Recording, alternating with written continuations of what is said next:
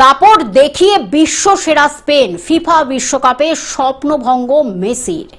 2026 FIFA বিশ্বকাপে আর্জেন্টিনাকে হারিয়ে ফিফা বিশ্বকাপে চ্যাম্পিয়ন স্পেন, স্বপ্নভঙ্গ লিওনেল মেসির। বিশ্ব চ্যাম্পিয়ন স্পেন 1-0 গোলে ইয়ামালদের হারিয়ে আর্জেন্টিনার হার।